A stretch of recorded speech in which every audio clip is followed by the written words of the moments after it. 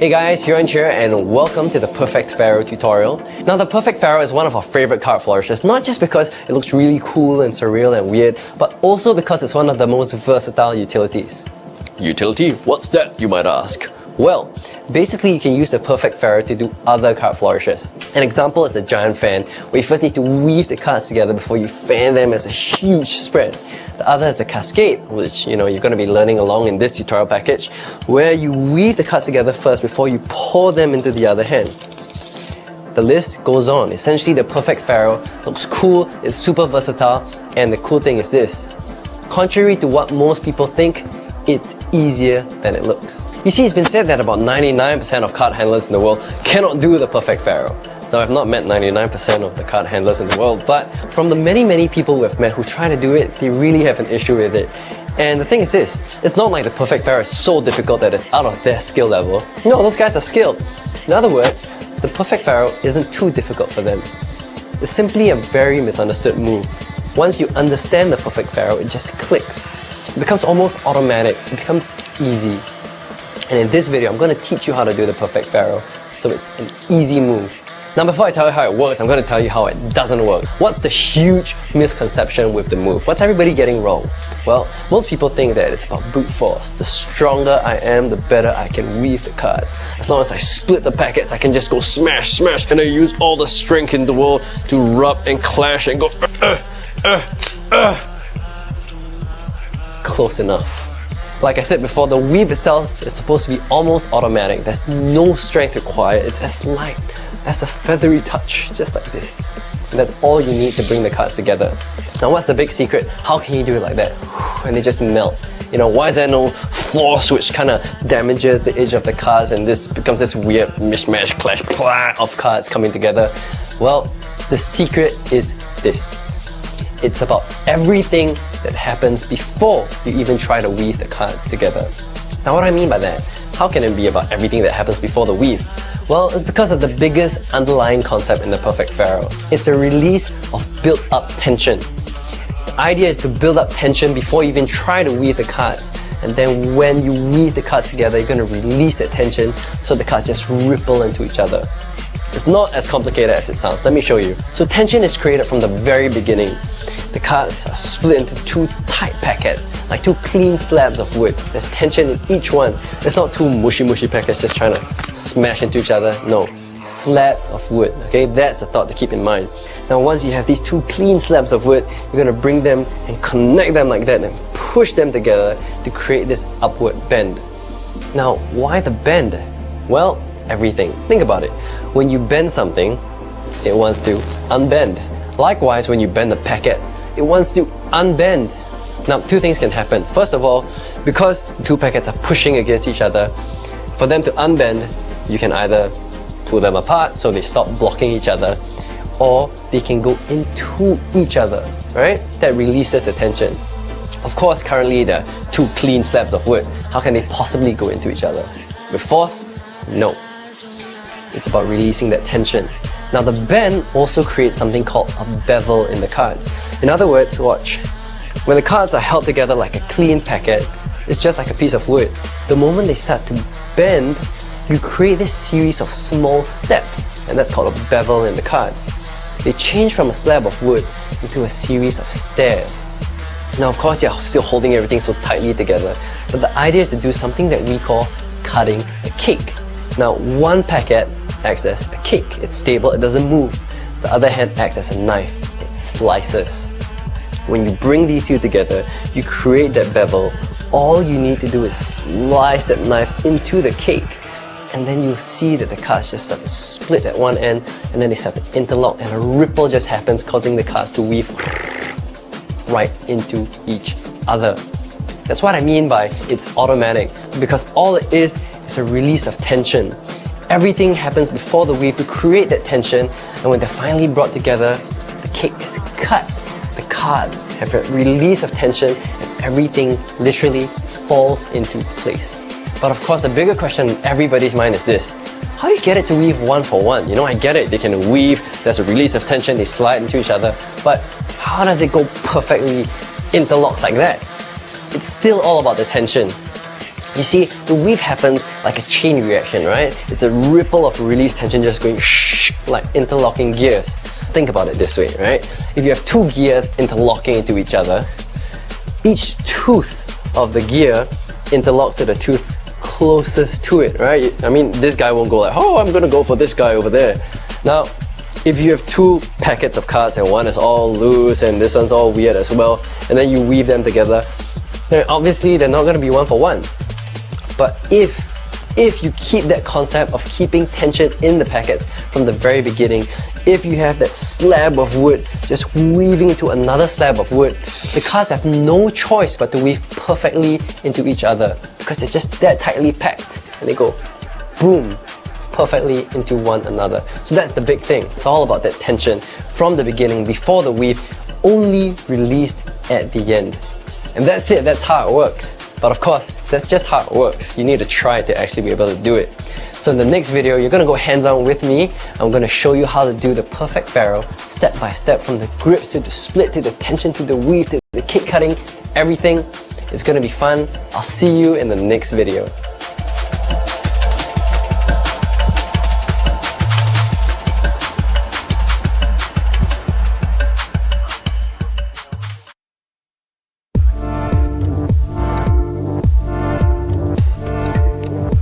Welcome back, and in this video I'm going to teach you how to do the perfect ferrule step by step. I think the most important thing to keep in mind before we begin is this. Remember what I said about the perfect ferrule? It's not about the strength or the muscles or just shoving the packets together, but it's about the tension that is kept from the beginning all the way up to the weave, and you want to make sure that only then is it released. Like a chain reaction, allowing the cards to perfectly weave one for one. Now, to create and maintain that tension from the beginning all the way to the weave, you need two things. First, you need to have the right grips. That means holding the cards in a way that makes them tight, stable, clean. That way you can weave the cards perfectly, right? You don't hold the cards right to begin with, it's just gonna be messy clumps, it's not gonna work. Secondly, you need to streamline the flourish. You know, when a lot of people do the perfect ferrule, it's just filled with starts and stops and re-grips and all these weird transitions that are unnecessary. That often breaks tension because you gotta let go and adjust and let go and adjust and knock the cards. And by the time you reach the weave, the cards are messy and you kind of have to start squaring and cleaning up all over again. It's not gonna work. So keep those two things in mind, the grip and streamlining the flourish. Now, with those two steps in mind, I'm going to first show you what most people do so that you know what to avoid, you can be aware of it, and once you know that, once you know what to get out of the way, we can nail down the absolute essentials and you'll see how easy it's going to be. Now, in most people's minds, the perfect ferrule is very, very straightforward. It's just, take two packets and shove them together. You know, it's like two steps, hold it and weave it. But unfortunately, it's not as simple as that. You need to start the right grips, you need to split the packets, you need to bring them together. So what, in their mind takes about 2 steps, ends up being about 8 steps. Now it kind of goes like this. Step 1, begin in weird flower position. Sometimes it's more regular, but the fact is it's always a strange, loose, awkward grip. Step 2, split the packets. Okay, great. Step 3, slide it out and stop, because they have to re-grip. The grip was weird to begin with and now they have to re-grip. So step 4, re-grip. So they re-grip. Step 5, now you split the packets. Step 6, I can't weave them yet because they're not neat. So tap to square, and now step 7, the cards are pretty neat now, it's time to shove them together. Weave, I say, weave! And they try and try again until they kind of get this close enough thing. They only missed by 1 or 2 or 5 or 10, but it's okay, right? Then step 8, close. Now those 8 painful steps can actually be reduced to 5 smooth, simple steps. Watch. Step 1, grip nicely. Step 2, split cleanly. Step 3, bevel. Step 4, weave. Step 5, close. That's it. Now let's start with step 1. Step 1 involves gripping the cards in the right way, and that involves having the right tension and comfort, right? You're going to build up the tension from the very beginning, and you want to be comfortable so that you're always ready for the next step. You don't have to keep shifting around, and you always have that precision in controlling the cards.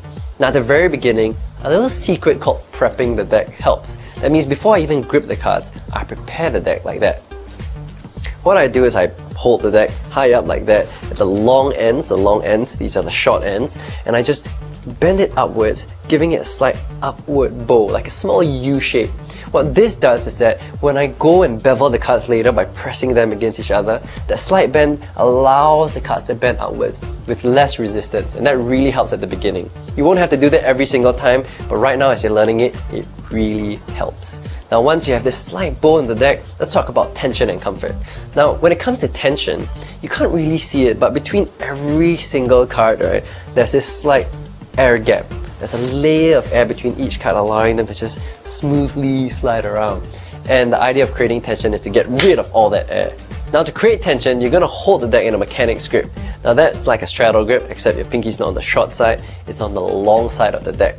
Now you might think that this is really simple, just hold the deck like that, but it's not. There are a lot of essential key points to it, and on our website, we have a super duper comprehensive tutorial on the straddle grip. So apply the principles there, but pinky on the long side of the deck. Now the difference here is this. Don't leave your index finger in the front, you're going to bring it to the bottom. Now your right hand is going to hold the deck in end grip, and all that is this. Thumb goes to the short side, 3 fingers to the front, and your index fingers on the top. So, position check. You have your index finger here at the top and the other ones at the bottom. Now just lift it and bring the deck up so that you're holding it now in a high mechanics grip like that, and an end grip. Now to create tension, all you're doing is just pushing your hands together and your index fingers are helping. So it goes like this, boom. And that's it. Squish the air out, index fingers help, and tension is created. Now creating that tension, it happens in a single smooth motion. So it's just like that. It doesn't even look like a step, but look, it's done. You're not going like this. It's not so intense, just a gentle tension that's created in the deck. But like I mentioned, having the right grip involves the tension and the comfort. And that comfort prepares you for the next step.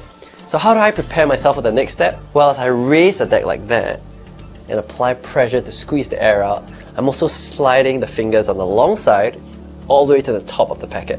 So look, like this hand comes over, lifts, slide, and pressure is applied. Single smooth motion. Why? Because in the next step, these fingers are going to come over here at this gap to split the packets, and I'm creating space for them in advance. So later, there's no shifting or weird movements. So now, you're ready for step 2, splitting the packets. Now what's going to happen here is that you want to mirror your hands. Of course, right now your left hand is in a mechanics grip, your right hand is in an end grip. So to mirror, remember just now you shifted these fingers upwards, you're going to be shifting your right hand from an end grip to a high straddle grip. Of course, this has to happen while the tension is maintained in the entire deck.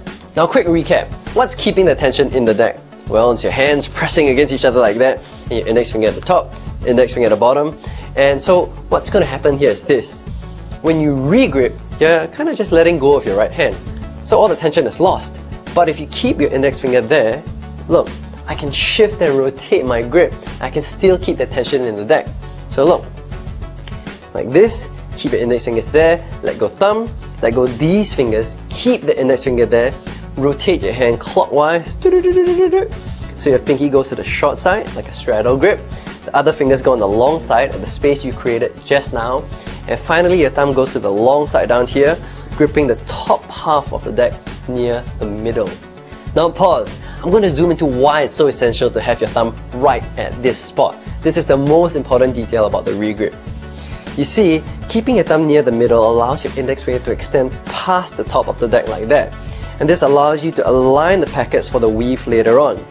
Now what most people do is that they feel that, it's probably a bit easier to just break and split the deck near the corner. And while that is kind of true, what you often end up doing is this. They split the packets, they shift it out, then they realize they need to re-grip before they can weave later on. By gripping the packet near the middle from the very beginning, you eliminate an entire step.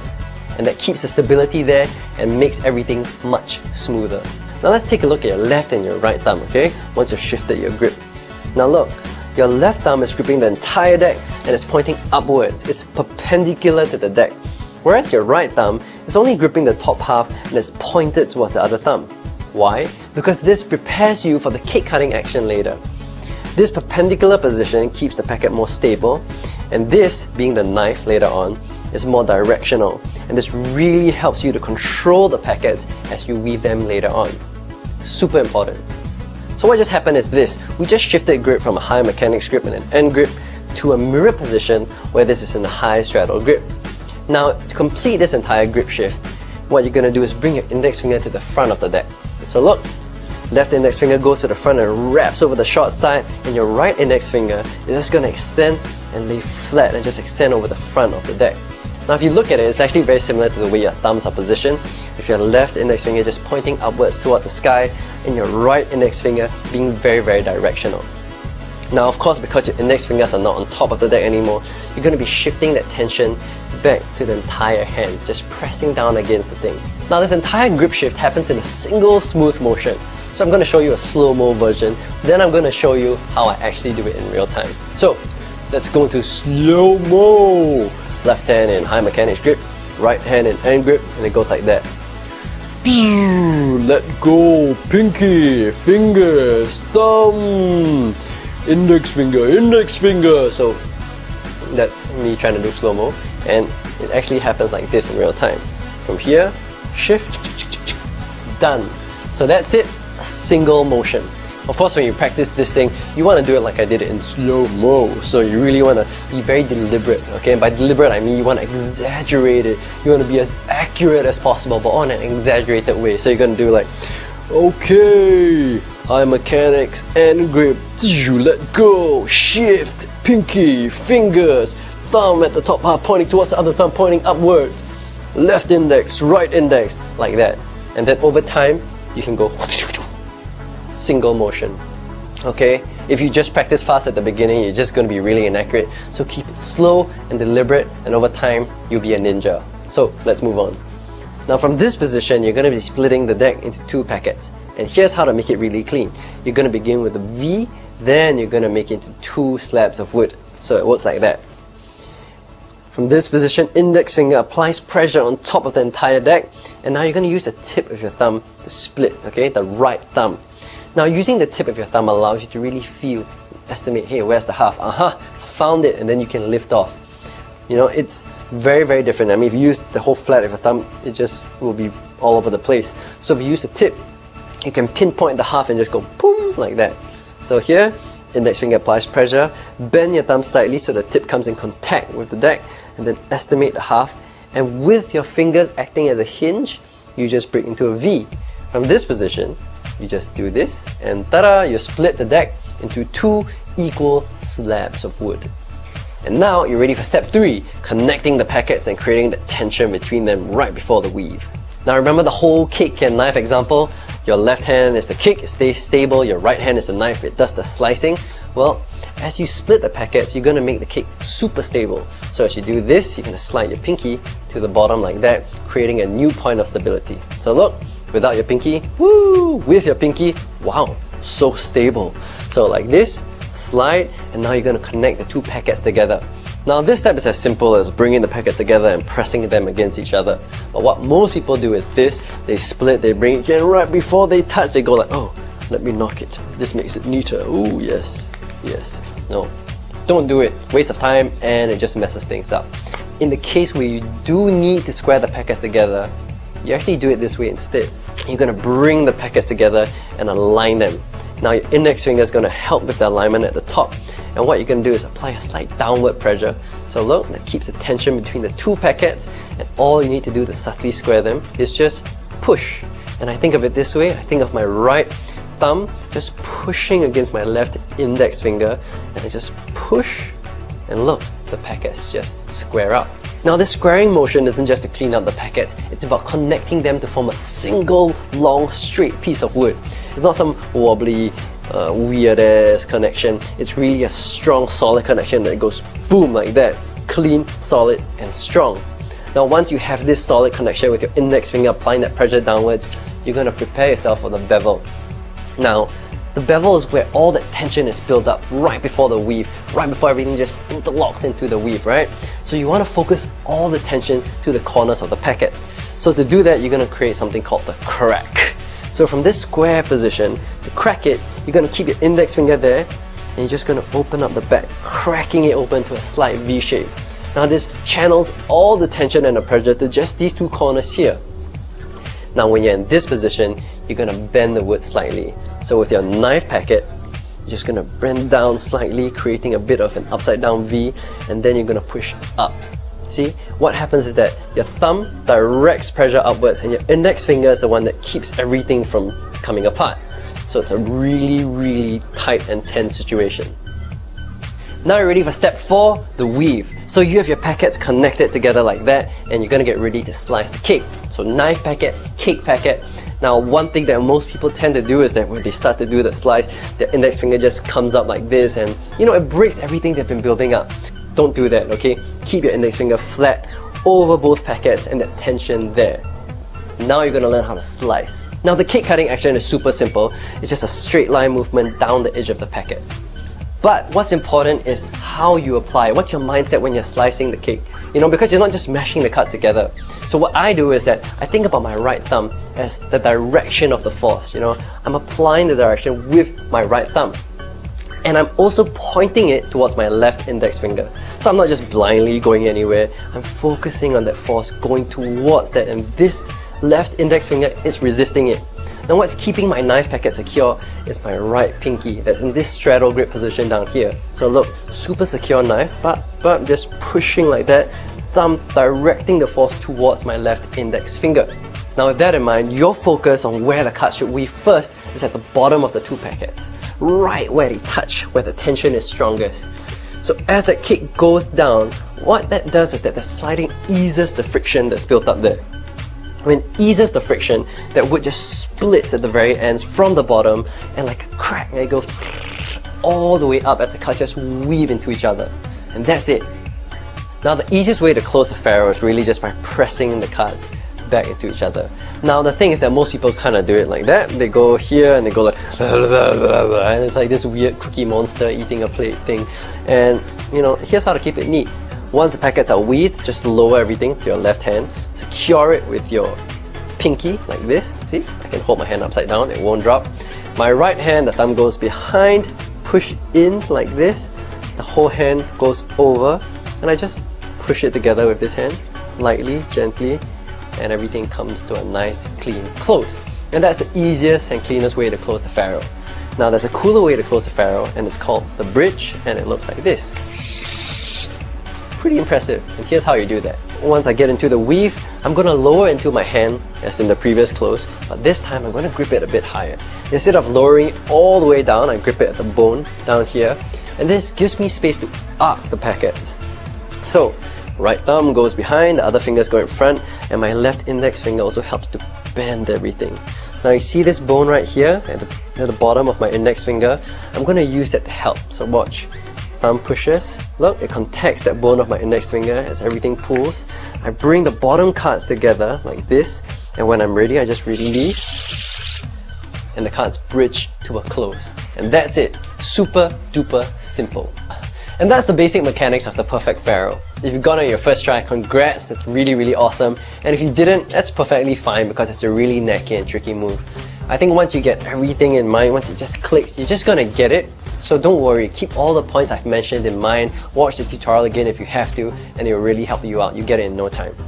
Now to recap, it's all about everything that happens before the weave, right? Most importantly is the tension that is created and is maintained all the way up, and that's made possible by the grips. You want to keep every step in mind, keeping everything clean, streamlining the flourish, and once you put that all together, it's going to be automatic. Of course, some of you have two more big questions which I usually get, which is this. The first one is, how do I split the deck into perfect halves? Boom, consistently every single time. That's a method for that. And the next question is, I've tried everything you said. I've watched this tutorial 10 times, but still the cards refuse to weave. Is there something I don't know? Is there something I'm doing wrong?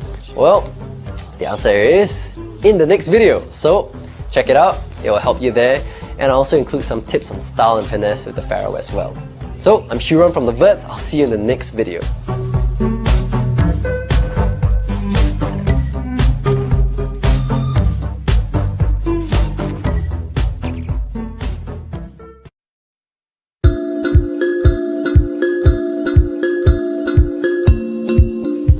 Welcome back, and now that you know the basic mechanics of the perfect ferrule, it's time to go deeper and check out the advanced stuff.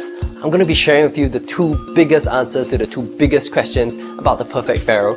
Then I'll share with you some style and finesse tips that will really take it to the next level. So let's go. Big question number 1 is this: how do you consistently split the deck into 2 exact halves of 26 cards every single time?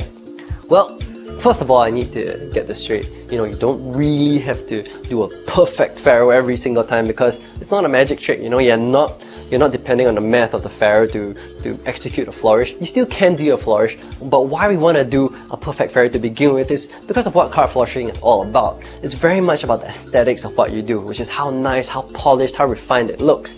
And for example, you could do an imperfect pharaoh and execute the cascade, but there'll be little things about it that won't look as nice. The stream wouldn't be as fluid, the cards wouldn't flow as smoothly, it might not even last as long. And some people would say, oh, a layman can't tell the difference between a cascade that is 70% perfect and 100% perfect. And while that's true, they can't visually point out and say, oh yeah, you see 1 card fell, then 2, then 1, then 2. They can feel the difference. So they can look at 2 people doing the same thing, and they'll still be drawn to 1. 2 people can do the same thing and they'll say, wow, there's something about the way he does it that just looks so much better. I can't tell what it is, but it looks so much better. And so the question is, how can you do that consistently? And the answer is, you feel it. And you're probably thinking to yourself, that's crazy, I'm not some kind of card Zen master ninja, I can't just feel it with my magical fingertips. Well, of course not, neither am I. That's why there's a technique for it. And it uses something called the key card principle. So to start, you count off 26 cards. So you go 1, 2, 3, 4, 5, 6, 7, 8, 9, 10, 11, 12, 13, 14, 15, 16, 17, 18, 19, 20, 21, 22, 23, 24, 25, 26. Half. When you're done, memorize the bottom card here of the one you just broke off. Okay, so here it says 3 of spades. When you've done that, dump all the cards back on top, and you're ready to go. So now you have the key card in mind, but how does this come to play with the whole feeling thing? Well, think about it. Your thumb is the one that does the splitting, that pulls the packet apart and goes for the weave later on. So you want to teach it, you want to have it kind of be programmed into your thumb what contacting half the deck feels like, what lifting and splitting half the deck feels like, what holding half the deck feels like. Of course, you need to know when you actually strike half and you got it perfect. How do you do that? Well, that's where the key card comes into play. When you split it perfectly and you lift and you take a look at the card that you cut to, if you got the key card, then you got it right. So here's how you practice it. Step 1, you're going to try splitting the deck at random spots, and then you're going to remember what that feels like. So you're going to use your thumb, okay, with the grips and techniques I taught you to get into the split. You do it this way, like that. This is what splitting maybe a fifth of the deck feels like. Okay, it feels this way, it's kind of sharp at the edges, it's kind of light. That's what it feels like too with my fingertips, my thumb, that's what it's like. Then you go, okay, what does 2/3 of the deck feel like? So you lift it, oh, it's a blunter feeling. Okay, it kind of feels like that, it's a bit thicker. Okay, that's what sensations are running through my thumb. And once you have an idea of more cards, less cards, then you can go for step 2, which is playing around with the middle. So here you can strike the middle, and then when you lift, if you get it right, you see your key card. And when you see that key card, you memorize it and you go, aha! So that's what it feels like, near the middle. This is the exact sensation. If you kind of miss by 1 or 2, kind of ignore it, ignore that feeling, and aim for the key card. When you get the key card, you go, that's the exact half, that's it. And just pause for a moment and take in those sensations in your fingertips. So here's a really helpful tip when it comes to practicing striking down the middle, and that's to always deliberately reset when you do get the key card. So say you get the key card, you strike down the middle, you go, okay, I got it. Let me do that again. When you do that again, don't just put it down and then lift off again, put it down and lift off again, because of something called the natural break. Now when you split 2 packets, what happens is that there's this layer of air that is between the packets when you drop it back down. So if you just split back at the same spot, they're already kind of split by that layer of air. All you're doing is just lifting it back up. So it's kind of pointless, it only feels like you're getting better, but you're not. So you want to deliberately reset the movement. So what I do is that I get it, I remember that feeling, I close it, and then I start again, as if I'm doing the pharaoh from the very beginning. I squish out the air so the natural break is gone, and that helps me to practice the flow of the pharaoh. I go like this, boom, get back into it, lift, memorize, that's it. Okay, let's try that again, squish, let's get back into that position, key card, like that. That way you eliminate the natural break and you're actually getting better at feeling when you get it exactly into 2 halves. I know it sounds a bit crazy, but it will be something that is absolutely automatic. Your brain, your fingers are just going to take it in and absorb it, and eventually it's going to be like that. You can just pick it up, lift it, boom. Your fingers will just know when you strike half and you split half. So it's going to be consistent without you even needing to try. Just practice it this way, put some repetition into it so your brain gets the awareness of it, and it's going to be automatic. Now, if you can already weave the cards one for one, but you're just kind of working on splitting the deck perfectly, here's what you can do instead of going 1, 2, 3, 4, 5, 6, all the way to 26, which is a real drag. So what I do is something called the Pharaoh check. Here's how it works. You do your best to split the deck into 2 exact halves. So let's assume that these fingers are 2 equal packets, or in this case, 3 fingers and 3 fingers, okay?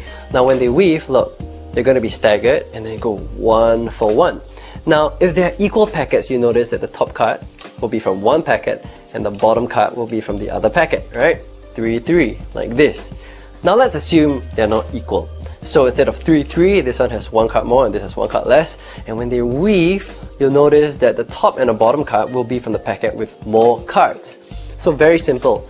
In that case, you just use your thumb and you slide the card over like this, boom. And that gives you equal halves.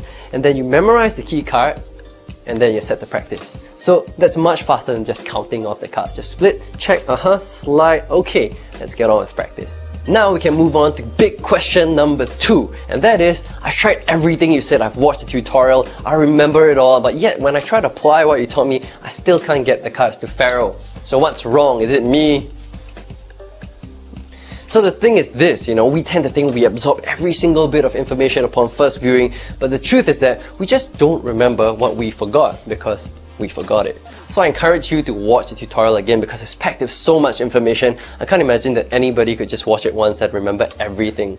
So watch it a few times because on multiple viewings, new details will pop up that you'll be like, maybe did he change the tutorial? I didn't see that the first time round. And this will save you weeks and weeks of frustration. I had to learn this the hard way, I used to watch tutorials once and then I'll go ahead and practice this thing and then I'll be stuck. And then when I get stuck, I'll be like, oh man, the tutorial didn't teach me how to do this bit. So I'll spend weeks trying to figure out how can I possibly overcome this hurdle. Then I'll come up with a brilliant technique after much refinement and I'll be like, this works. Only to realize that it was in the original tutorial all along, but I missed it the first time round. But let's say you did that, you diligently watched the tutorial multiple times but you still can't get it. Well, more often than not, it comes down to the problem of awareness. And that's simply the difference between what you think you're doing versus what you're actually doing. Let me elaborate.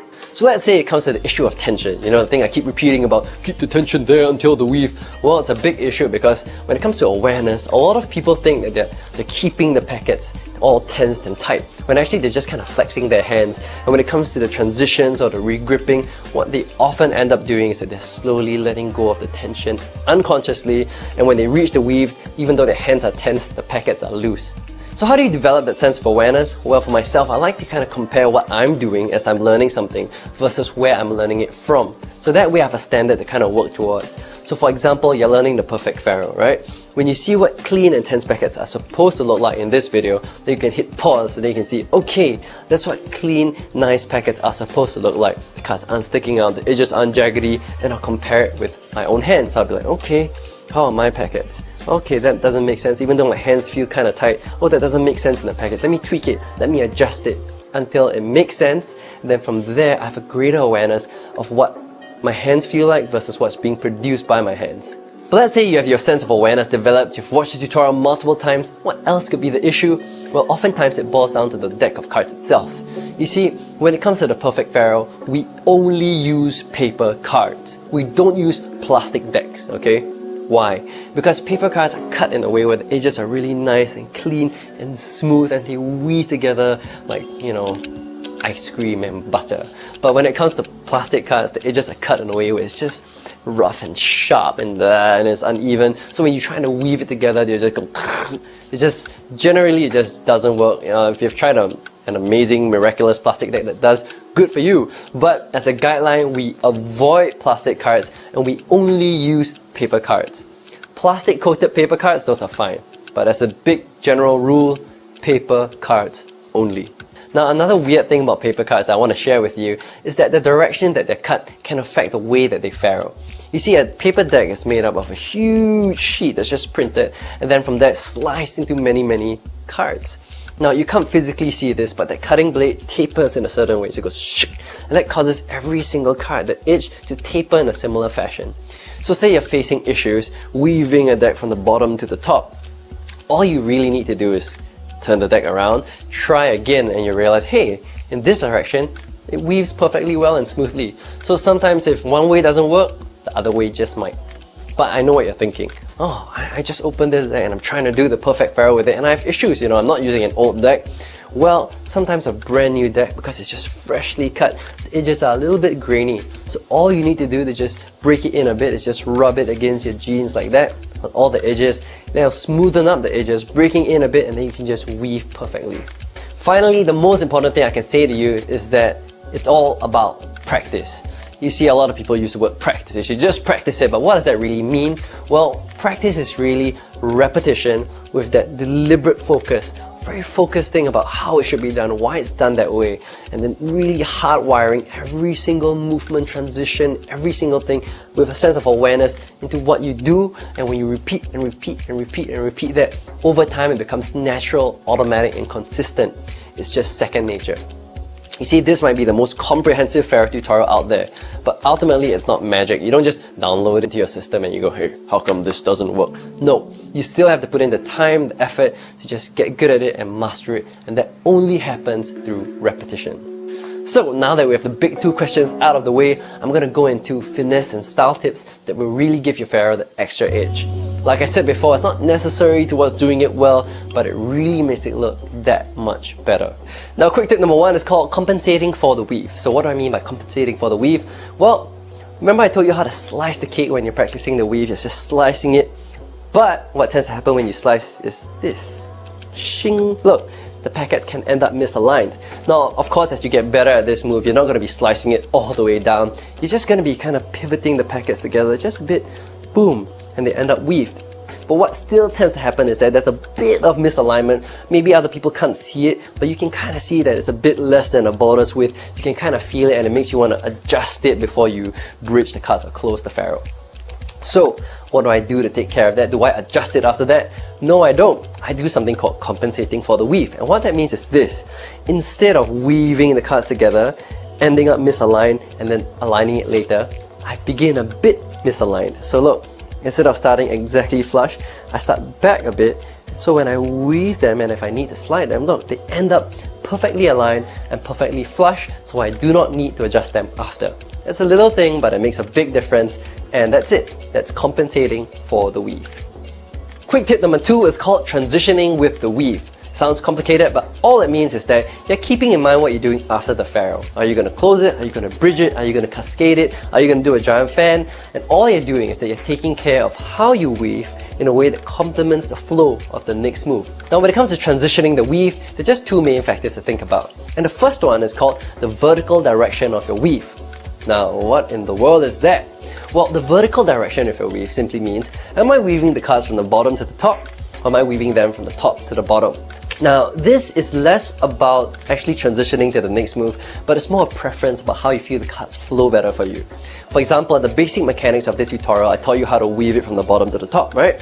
You do this V, break, bevel, and then you slide, focusing on the bottom, and the cards slowly weave to the top. But if you actually just mirror those instructions, you can do the opposite. You can weave the cards from the top all the way to the bottom. For example, Darren really prefers to weave the cards from the top to the bottom because that really complements the way he feels the cards should flow, and I prefer to do it from the bottom to the top. Of course, he's wrong. Now, the next point is about the horizontal direction of your weave. Now, what is that? All that means is that when you're slicing the cake, are you pushing the packet away from yourself, or are you pulling it towards yourself? Now, here's where it kind of comes into play, the whole transitioning to the next move. Let's say I'm doing a bridge after I weave the cards. So, I like to bring the packet towards myself and then I bridge. Why? Because it feels like a very contained thing. So I will bring it towards myself into a bridge. But let's say I'm doing a cascade where I'm actually going to be weaving the cards first and then I'm bringing this packet back. What I like to do is that it's more of a push style horizontal flow. So I push, but as I push, I'm also rotating this packet backwards to go straight into the cascade. See, one is this, where I pull. The other is a push, where this rotates back. Now, these are subtle differences that I feel really add to the style of what you do. Of course, ultimately, there's no right or wrong way of doing this, you know? There's just my way of doing it. No, it's all completely up to you, okay? Think about your personal style. Why do you wish to present a move in a certain way? What are you doing after the weave? You know, is your intention to blend the weave into the move like the cascade? Or is it more like the bridge where the weave is one bit, then I bring it towards myself and then I bridge it? So think about what you're doing, why you're doing it, what you're trying to present, and what fits your style the best. And that's it. Experiment with it, and that's all about transitioning the weave. So I hope you enjoyed this super comprehensive tutorial on the perfect pharaoh. You know, I know this move is a bit knacky, tricky at first, but once you get it down, you're going to have one of the most versatile and impressive utilities and flourishes in your arsenal. It's super useful, not to mention you'll also be one of the few in the world who can do this well. So master it, and I promise you it will pay off. That's it. I'm Huron from The Verts, and I'll see you soon.